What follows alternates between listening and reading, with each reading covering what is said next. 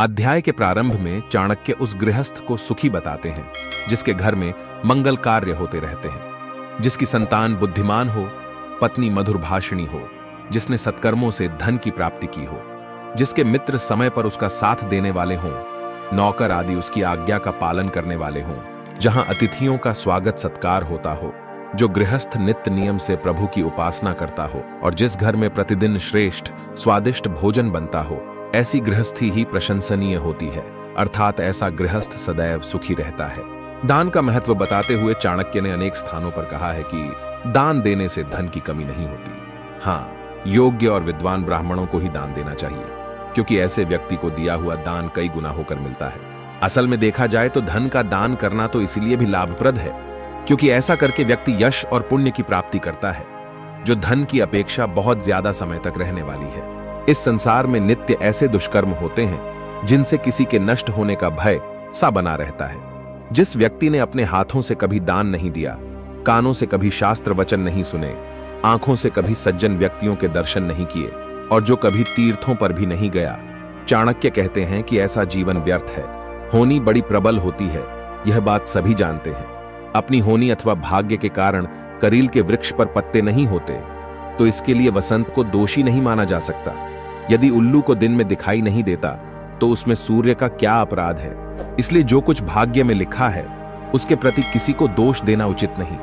एक बहुत ही उपयुक्त उदाहरण देकर आचार्य चाणक्य ने कहा है कि दुष्ट व्यक्ति के पास रहने से भी सज्जन व्यक्ति अपनी सज्जनता का त्याग नहीं करता, जबकि सज्जन की संगति में आकर दुष्ट सज्जन बन सकता है। सज्जनों के संबंध में आचार्य का कहना है कि उनके दर्शन मात्र से पुण्य फल की प्राप्ति होती है, परंतु जहां कोई सज्जन पुरुष नहीं होता वहां का जीवन भी विष के उस कीड़े के समान होता है जो विष में ही उत्पन्न होता है और विष में ही मरता है।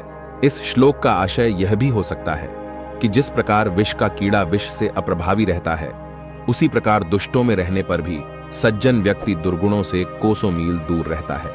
चाणक्य ने आदर्श घर उसे माना है जहां ब्राह्मणों का सम्मान होता है, उनकी सेवा होती है, जहां वेद मंत्रों और शास्त्रों की ध्वनि गूंजती रहती है और अग्निहोत्र से वातावरण सुगंधित रहता है। जहां यह सब नहीं होता, ऐसा धर्म कर्म रहित घर श्मशान के समान होता है। ऐसे घर में नकारात्मक ऊर्जा का निवास हो जाता है। चाणक्य कहते हैं कि मनुष्य को चाहिए अन्य बातों की ओर से ध्यान हटाकर अपना मन धर्म के कार्यों में लगाए।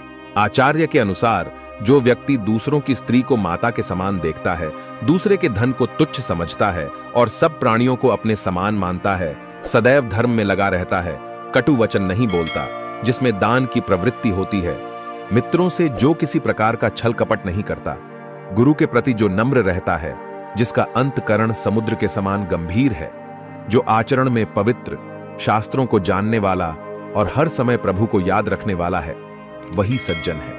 भगवान राम के संबंध में चाणक्य कहते हैं कि वे कल्प वृक्ष से भी श्रेष्ठ हैं, सुमेरु पर्वत से भी अधिक धनी हैं, उनका तेज सूर्य से भी अधिक है, वे कामधेनु से भी अधिक मनोकामनाएं पूरी करने वाले हैं, इसलिए उनकी उपासना करनी चाहिए। इन श्लोकों से लगता है कि आचार्य चाणक्य भगवान श्री राम के मर्यादापूर्ण जीवन तथा नीतियों से प्रभावित थे।